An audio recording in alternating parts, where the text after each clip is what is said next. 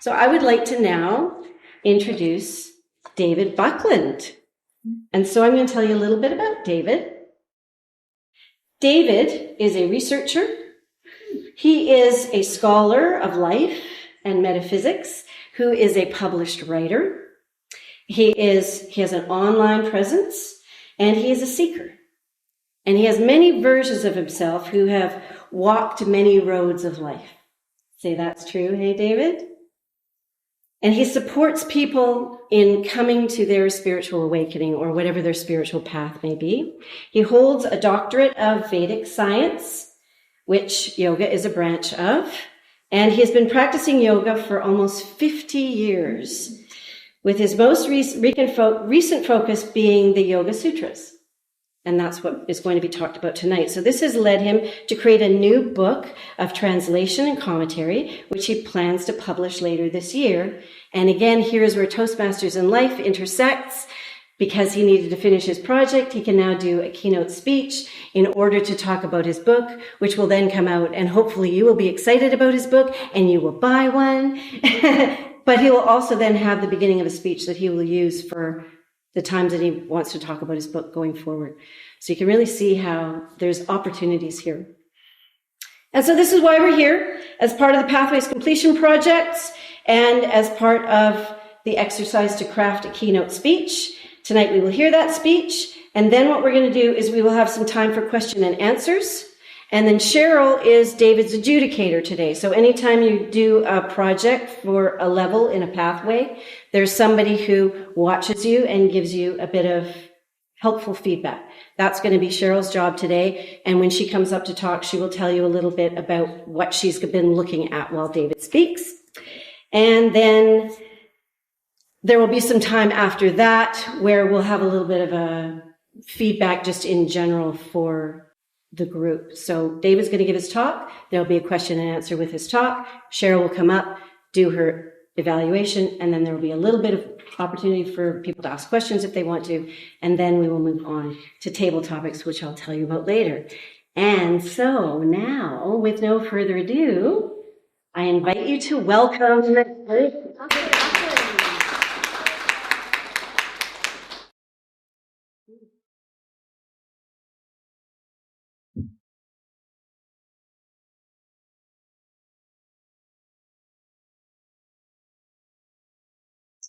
So good evening and welcome everyone. As Missy mentioned, I'm David Buckland and I'll be talking tonight about yoga and more specifically the Yoga Sutras of Patanjali. Now, how many of you, when I say the word yoga, think of a stretching exercise class? Yeah, that's how it's come to be understood in the West, but that's not really yoga. It's essentially exercise, which is good for you, but again, it's not yoga. So what actually is yoga?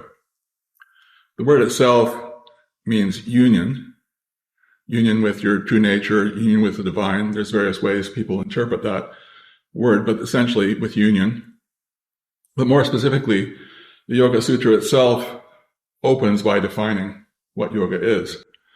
It's the complete settling of the activity of the mind, then the observer rests in the true nature of the self.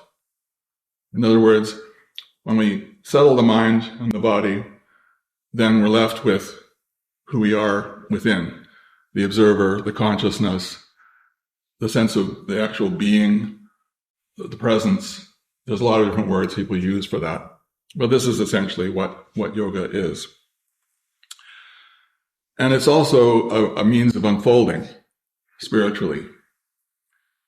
It's the primary branch of the Vedic science, which is comes out of ancient India, that explores how to reach higher levels of human potential, what they refer to as enlightenment. Well, actually, that's a Western word, but when we can become established in yoga through regular spiritual practices, then we have the first stage of enlightenment. It was most commonly called these days in the West self-realization. And as Missy mentioned, yoga is one of 40 branches of Vedic science. It includes Vedanta and the Upanishads and Ayurveda and quite a few other things that you're probably less aware of. Even some of them are even obscure to me. Now, I have a doctorate in Vedic science, but the more important thing is that long spiritual practice that Missy mentioned, because yoga is not just a theoretical philosophy. It's an applied philosophy. It's experiential. When you explore yoga and you want to learn spiritual techniques, you learn from a trained teacher in the field, and they walk you through the experience one-on-one to ensure you're performing the practice properly and you're getting the right benefits. One of the things I'll be touching on tonight is what happens when that you're not learning the way it was originally understood. And so you're not getting the results. So to talk about the history of yoga a little bit, where it comes from and so on, other than ancient India, we first have to understand that India sees time differently than we do in the West. In the West, we have this idea of, we started as hunter-gatherers and then agriculture and so on. We gradually progressed up to the current time. However, in India, they see time as cyclic in what they call yugas or ages. And this actually was the Greeks also saw time this way as well. As you can see from this little chart, we're near the bottom, coming up the other side now, and we're in a rising cycle. Now in what's known as Dwapara, or an energy age. So we have technology, people are moving to big cities and so on, like that is dominant. But back in the day, in Satya up there, the spiritual age, the white part across the top, you basically have a scenario where there's enough of the people in the population are enlightened that it's supporting the entire collective consciousness. And everybody experiences life as if enlightened, pretty much. But the effect that has is there's no motivation to do spiritual practices and to develop actual established yoga or enlightenment. And so what happens over a long period of time is gradually the number of people who are enlightened drop until it can no longer sustain that golden age. And then you drop down into Treta or the silver or mental age there on the right. And there's the gradual descent of consciousness. So as a result of this, about 7,000 years ago, Patanjali composed the Yoga Sutra. Now, this is not what the Western academics consider at the time of Patanjali. They think he's much more recent. But there's rather issues with when they say, because there are commentaries on the Yoga Sutra written before he's supposed to have written it. So it doesn't quite align. He also wrote on Ayurveda composed on Ayurveda and grammar. Now, when I say composed, this doesn't mean he wrote it down, because they actually didn't use writing. At that time, they considered writing a devolution. So what there were essentially chanted or sung, and they were passed down through one's children and so forth for thousands of years. It's a deep oral tradition. But then about 3,000 years ago, the sage Vyasa realized that we have the dark age coming down at the bottom there, and that this was going to get lost. This tradition was going to break down. And so he wrote down the core Vedas and organized them and some of the other stuff, and including writing a commentary on the Yoga Sutra, which again, it has to have been older than that for him to write a commentary on it. The Yoga Sutra itself, though, is about 200 or so verses. It's quite short and to the point. It's a brief summary of a much larger Yoga Darshana, which has been lost. Because in that history of time, we were in a descending cycle, and so the knowledge itself was gradually lost. Now the question can then come, so where did it come from, actually? And because Patanjali didn't invent yoga, he summarized the larger Yoga Darshana, and where did that come from? We don't really know, because that text was lost. But the texts themselves do talk about the actual origin of yoga. And they describe it as Hiranyagarbha, which means the golden egg. Now, that's kind of like, what does that mean? Well, our universe looks like a golden egg from the outside, according to the Vedic seers. So essentially, it's the universe itself that is the knower of yoga.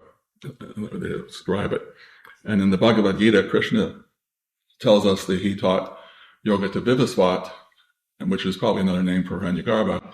Vivasvat taught it to Manu, who was the first man, somewhat like the Adam in the Bible.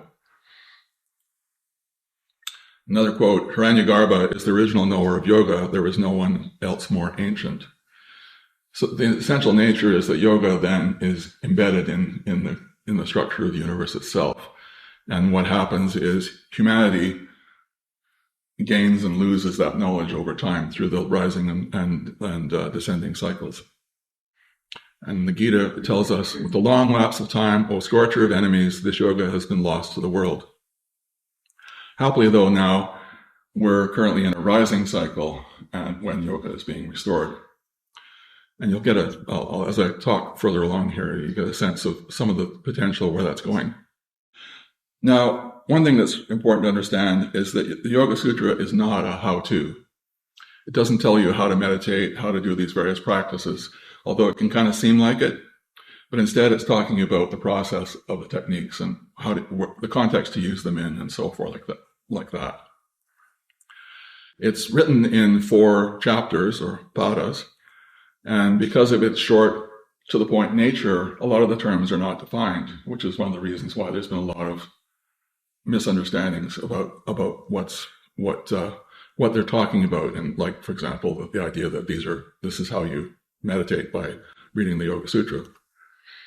So I'm going to explore each book briefly with some main points of each text, some common misunderstandings, and finally a few favorite quotes from each one. So the first book is on samadhi, which is basically transcending. That's that opening quote where I talked about going beyond the mind into the true nature, into the observer. That's the process it's talking about. Samadhi is the process into yoga. So the state of mind, of transcending the mind, is known by science as restful alertness. It's a state where the body is in a state of deep rest, even deeper than deep sleep, while you're still alert and aware. So it kind of goes along with waking, dreaming, sleeping, and fourth. In fact, the Upanishads refer to this state as Turiya, which means the fourth. It's a natural state, but we need to know how to get there, essentially, properly. And the key is effortless practice. If we're trying to use control or use the mind to control the mind in some way, we're not going to get the results we want. And one of the interesting things related to the 4 states I mentioned, waking, dreaming, sleeping, and this transcending, is that as yoga becomes established, then you have a place known as witnessing, where that 4th state becomes underlying all the other states, because consciousness is there behind waking, dreaming, and sleeping. It's with us all the time. When you wake up that awareness, then even in deep sleep, when the body is asleep and the mind is asleep, the senses are offline, you're still awake within, in consciousness. And that's known as witnessing. Now, a couple of favorite verses from this pada. Avert the danger which has not yet come. Essentially, what this means is by clearing the unresolved experiences we carry, then the unpleasant experiences that are due to happen because of being triggered by those will go away. Life will get better. It also has a larger collective implication as well. When the individuals in a community resolve their garbage, then the expression of the community at large is improved. Obstacles can be removed by repeated experience of the one reality. So again, by going into samadhi, into yoga, on a regular basis, we remove the obstacles to that. And so it gets easier and easier and clearer over time. And finally, there resides the intellect that knows only truth. Basically, the intellect typically is associated with the mind. So it's pulled around by the mind as the mind dances about in its dramas. And whereas when yoga becomes established, the intellect comes to associate with consciousness itself and becomes stable, and what we learn through that is reliable and verifiable. The second book is on sadhana, which means practice. Now, again, this is it's not a how-to for techniques. It's talking about results and benefits, the process of practice. Now, the dominant part of this book is what's called Ashtanga, which means 8 limbs. It's also referred to as the Royal Yoga. It's thought that Patanjali developed this for the leaders of the community because it was important that the leaders of society were enlightened to lead properly. So of the 8 limbs, there's 5 observances like truthfulness and nonviolence, 5 principles like purification and contentment. There's the postures, which is kind of what's become what we think of in the West as yoga. Regulation of the breath. And these 2, postures and regulation of the breath, are both considered to be preparation for meditation. And then the last 4 are all aspects of meditation. To focus in slightly here, essentially you close the eyes when you bring in the practice, you retire from the senses. The sight's quite dominant for a lot of people. As you settle within, the mind steadies, and you get into the flow of the practice of meditation, and then transcending the mind and going beyond it into samadhi. So that's all one practice. And again, effortless. So a lot of people look at Ashtanga and think that they need to, because of the way the translations have been done, it sounds like you need to control the mind and you need to concentrate and, and essentially what that means is that samadhi becomes difficult.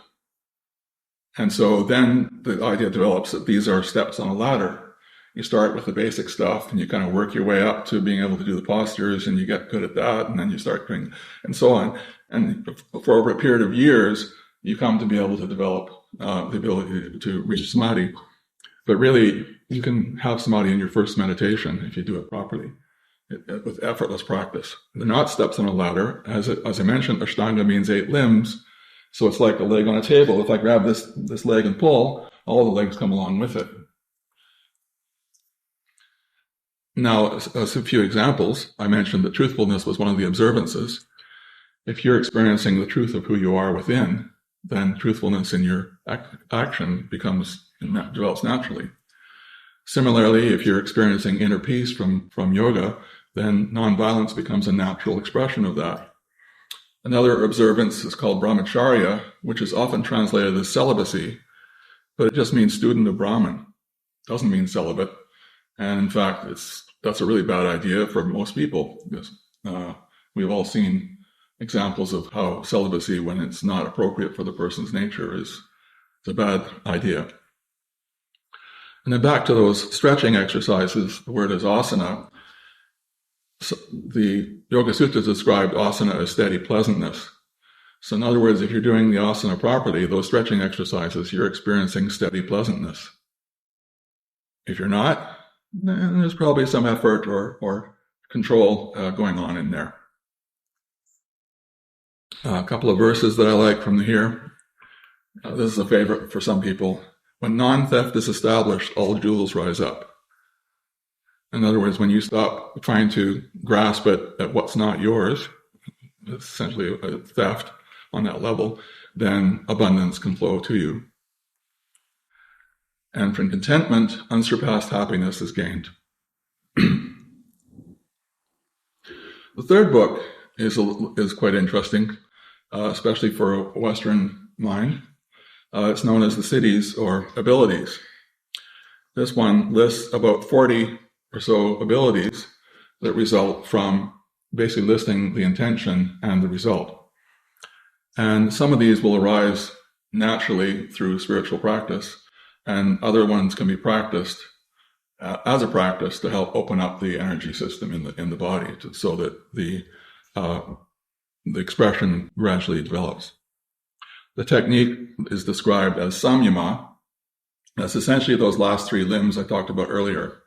When samadhi begins to become established, you're able to be in that presence or consciousness without being disturbed by thoughts, and then you flow in the practice of attention into it, and then you add an intention. and then you get the desired result that the text describes to the degree that you're capable of it at that time. One of the more famous and advanced abilities that's described as yogic flying. There are historical examples from around the world of this from throughout history. Here's a few examples from Italy, China, and Tibet, but they're found all over the world. That sounds a little bit crazy. It's not anti-gravity. This is basically a form of mastery of the space element, is the way they describe it. The text, the Ramayana, goes into some detail around this. They talk about the percentage of a population meditating, levels of development of yogic flying. Most people are not flying through the air, obviously, who practice this, and also about group practice of yogic flying. Now, here's an interesting aspect of this. When you get a sufficient number, there's a square root of 1% of a population practicing together like this, then they can predict in advance a reduction in crime rate, hospital admissions, accidents, and they've actually stopped wars a couple of times by going into a war zone with the appropriate number, which of course is a little challenging, but they've demonstrated this works in published research. And there are groups in various parts of the world these days that are doing this, thousands of people together. But it's kind of challenging to do group practice of flying somewhere, and where do you work and support yourself that way? But it's interesting. Apparently, the largest group so far, a couple of years ago, was over 10,000 people. Through mastery of samyama, the splendor of complete wakefulness dawns. Another one similar, when the intellect becomes as pure as consciousness, enlightenment dawns. And finally, the last book on Kaivalya, which means singularity. It's the term Yoga Sutra is used for awakening.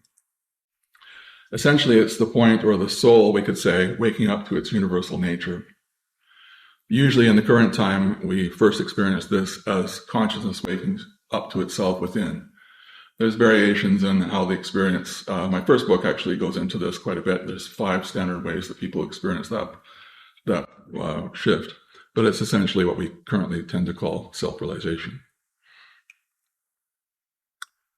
In the absence of activity, the purpose of the soul is fulfilled, and what remains is Kaivalya, the infinite power of consciousness established in its own nature.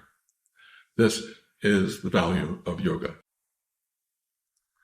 And as Missy mentioned, I'm hoping to publish a book I'm planning to publish a book on this later this year. It's currently with the editor.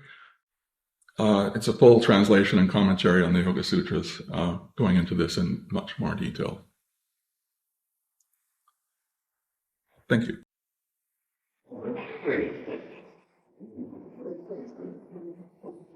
David, do you want to open the floor to some questions? Oh, right, good idea. Let me just jump out of this a little fast. Yeah. Is this philosophy similar to Buddhism? Buddhism, basically, there came a time during the descending cycle there that I talked about where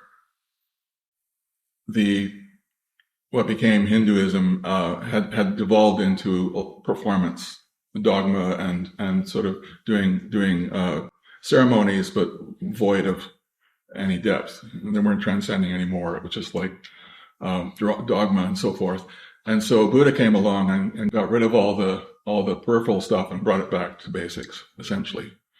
And then over time, several branches of Buddhism have developed, and some of them have brought a lot of it back again, because of course, as you develop spiritually, then those levels of reality and so forth, they show up again. So then they bring them back in again. But yeah, Buddhism was essentially an effort to bring it back to the basics. Thank you for sharing your perspective and knowledge. In other interpretations of the sutras that you've read, did you find them lacking, which is why you chose to write your own interpretation? Yes, I remember some years ago, I went into Banyan Books in Vancouver, which is a large spiritual bookstore, and they had 30 translations of the Yoga Sutra, so 30 different ones. And none of them I considered to be accurate. And some of them were better, they were close. But even Yogananda, for example, describes steps on a ladder for Ashtanga. And that's a lower issue than trying to control and that kind of thing. But when samadhi is taken out as the key, when the whole first chapter is on samadhi, and then it's put at the end after that, then there isn't the result. And I understand why, because if there's control built into the practice, then you're not going to be experiencing samadhi on a regular basis. And then, what are you going to do? That's kind of how things will evolve.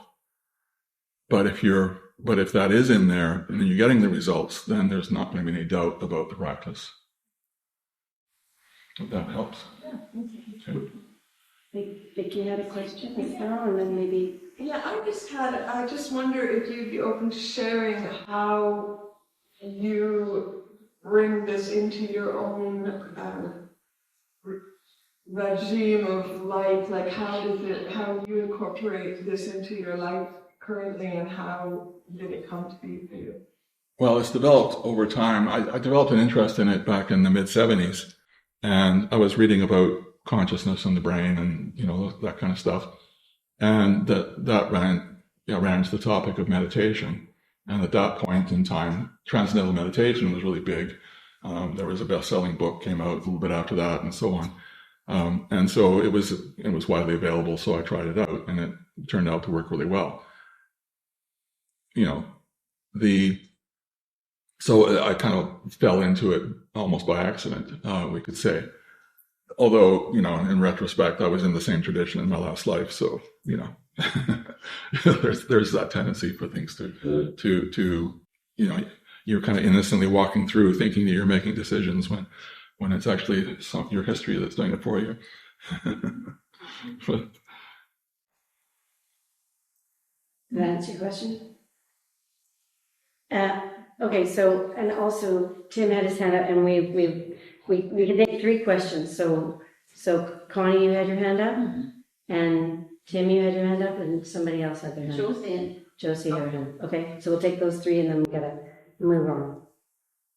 Okay. You can chat with David. Can I go first? The yoga flying, is that somewhat the same as like when I've been in meditation or a sound bath with the singing bowls and that, and I literally, my hands go up, like without me doing anything? Is that sort of like that or not? It could be. There's a few reasons why that might be. There's also the tendency to move into certain positions when you're in a restful state, so the body can move energy or to clear.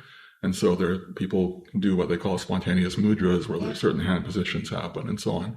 So that could be related to that. Or yes, it could be also related to arms lifting off. It's really funny. Really. How does Toastmasters influence and help you in that practice? Well, it doesn't help me in the practice, but it helps me talk about it as an author. I'm a very inner-directed sort of person, and so putting myself out there has been more challenging. And I've spoken at conferences and so on, but it becomes clear that I needed to polish better and do a more professional speech. And so that's why I joined Toastmasters, to help polish this, so I can present like this. And although there's some rough edges, it's certainly better than I was before, as Vicky and others here can attest. Yeah. So the Yoga Sutras are kind of foundational, like for the whole tradition of Samkhya yoga. I'm just wondering at the core of it, at the foundation, whether there was also an anticipation of some of the challenges. For example, many Western seekers, myself included, but all in on enlightenment, only discover that we had a psychology and with many unresolved issues. Now, I've rarely given attention in Eastern, Yeah. but I'm wondering if there's some recognition, because often the way it's presented, kind of awakening or enlightenment is the end all and be all. And, It is being talked about a lot more now in the current time. I think the primary issue was these texts were written in a higher age where people weren't contracting emotionally the same way, and now we're in a lower age. It's coming out of a darker age. Even a lot of us are carrying stuff from that period as well, and so it's kind of different for the current age. And so we need current people who can bring that out more. That's my understanding of how to work with these ancient traditions, but there is something unique about the interface between the Eastern and the Western psychology, which is a much better appreciation of the way, developmental psychology and how, issues can evolve. But you cannot do an end run around just by doing intensive spiritual practice. Right, and this is one thing a lot of people run into is they do long practice and get good results, and then kind of run into a bit of a wall because they haven't actually done, they're kind of living up here and they're not really in the body because the body wasn't a pleasant place, so they escaped into consciousness. But at some point you have to bring it back down and in again, and so that's where you need to do the healing to support the embodiment. That's something I've actually been writing on a lot lately. Yeah, it's important topic and very relevant. Yeah. I formally studied somatic therapy last year too. All right. I'm going to cut it off there. Thank you, David.